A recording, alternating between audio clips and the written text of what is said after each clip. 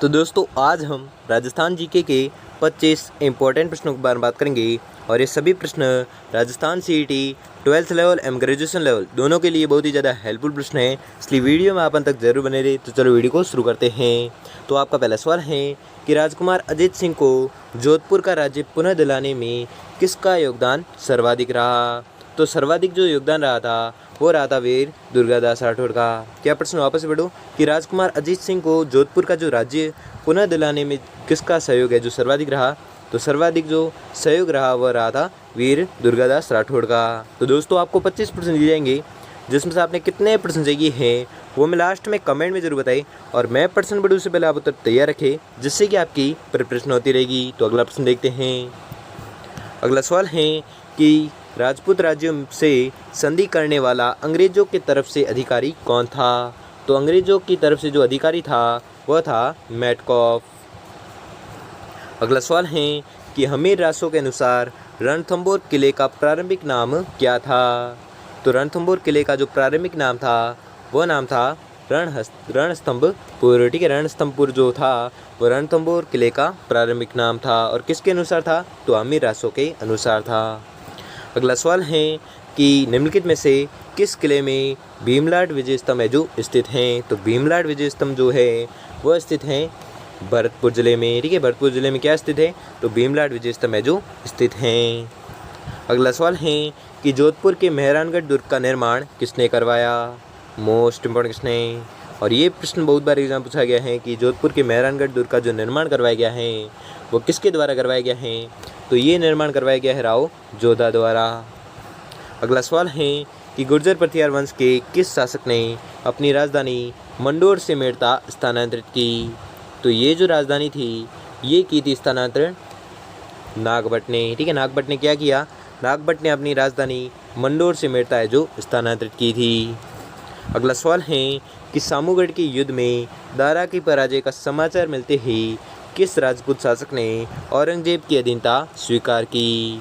तो आपको याद रखना है औरंगजेब की अधीनता जो स्वीकार की थी वह की थी मिर्जा राजा जय सिंह ने। क्या प्रश्न वापस पढ़ो कि सामूगढ़ के युद्ध में दारा की पराजय का जो समाचार मिलते ही किस राजपूत शासक ने औरंगजेब की अधीनता स्वीकार की। तो आपको याद रखना है वह राजपूत शासक था मिर्जा राजा जय सिंह। अगला सवाल है कि चंपारण की संधि किसके मध्य हुई। मोस्ट इम्पोर्टेंट क्वेश्चन है और ये प्रश्न बहुत बार एग्जाम पूछा गया है कि चंपारण की जो संधि हुई थी वो किसके मध्य हुई थी। तो ये संधि हुई थी मालवा और गुजरात के सुल्तानों के मध्य। अगला सवाल है कि गुर्जरों को किस शासक ने पराजित किया। तो गुर्जरों को जो पराजित किया था वो किया था प्रभाकर वर्धन ने। ठीक है, प्रभाकर वर्धन वह शासक था जिसने गुर्जरों को पराजित किया था। अगला सवाल है कि सूफी संत ख्वाजा मोइनुद्दीन चिश्ती किसके शासनकाल में राजस्थान आए थे। तो ये राजस्थान आए थे पृथ्वीराज चौहान के शासनकाल में। अगला सवाल है कि अकबर ने अपनी 1570 ईस्वी की नागौर यात्रा के पश्चात जोधपुर दुर्ग किसको सौंपा। तो जोधपुर दुर्ग जो सौंपा था ये सौंपा था बीकानेर के राय सिंह को। ठीक है, बीकानेर के राय सिंह को जोधपुर दुर्ग है जो सौंपा था। किसने सौंपा था तो अकबर ने सौंपा था। और कब सौंपा था तो 1570 ईस्वी में सौंपा था।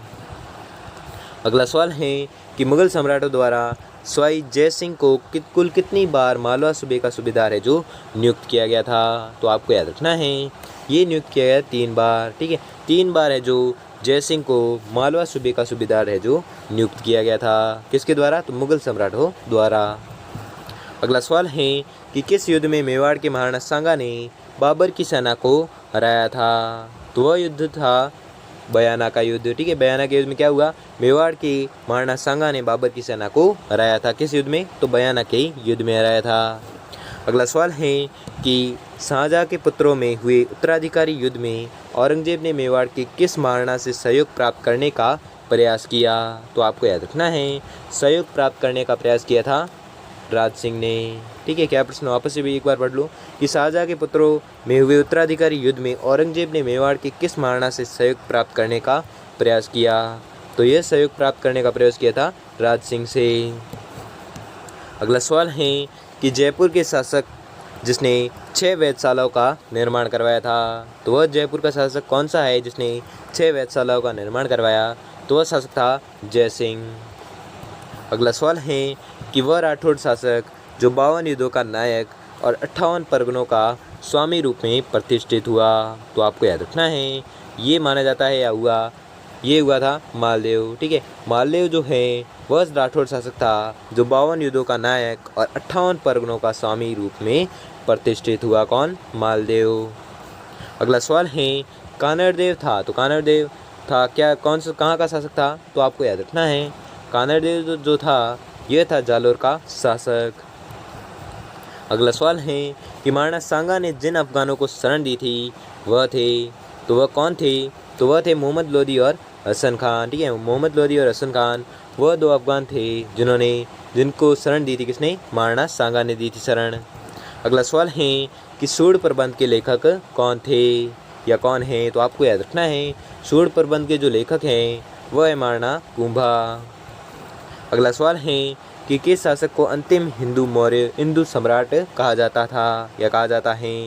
मोस्ट इम्पोर्टेंट क्वेश्चन है और ये भी प्रश्न बहुत बार एग्जाम पूछा गया है कि किस शासक को अंतिम हिंदू सम्राट है जो कहा जाता है? तो आपको याद रखना है ये कहते हैं पृथ्वीराज तृतीय को।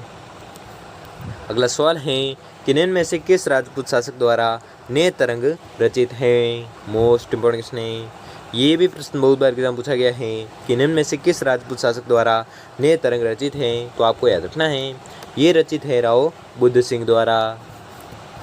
अगला सवाल है कि निम्नलिखित में से कौन सा दिल्ली सुल्तान गुइल शासक जयद्रथ सिंह द्वारा पराजित किया गया? तो आपको याद रखना है ये पराजित किया गया था इल्तुतमिश द्वारा। ठीक है, इल्तुतमिश जो है ये दिल्ली सुल्तान गुइल शासक जयद्रथ सिंह द्वारा पराजित किया गया था।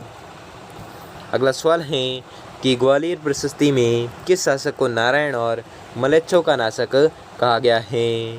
मोस्ट इम्पोर्टेंट क्वेश्चन है ये भी प्रश्न बहुत बार एग्जाम पूछा गया है कि ग्वालियर प्रशस्ति में किस शासक को नारायण और मलेच्छों का नाशक कहा गया है? तो ये कहा गया है नागभट्ट प्रथम। अगला सवाल है कि महाराणा प्रताप का राज्याभिषेक हुआ था। मोस्ट इम्पोर्टेंट क्वेश्चन है तो महाराणा प्रताप का जो राज्याभिषेक हुआ था वो हुआ था गोगुंदा में।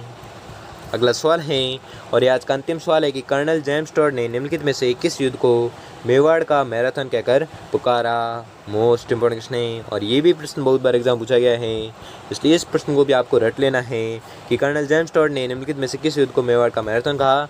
तो ये कहा था दिवेर के युद्ध को। तो दोस्तों आपको 25% दिए थे, जिसमें से आपने कितने परसेंट सही है वो हमें जल्दी से जल्दी कमेंट करके जरूर बताइए। और अगर आपके लिए वीडियो थोड़ा भी हेल्पफुल साबित हुआ तो वीडियो को लाइक और चैनल पर नए चैनल को सब्सक्राइब कर लीजिए और बेल आइकन को प्रेस कर लीजिए कि वीडियो की नोटिफिकेशन आपको मिलती रहेगी। धन्यवाद।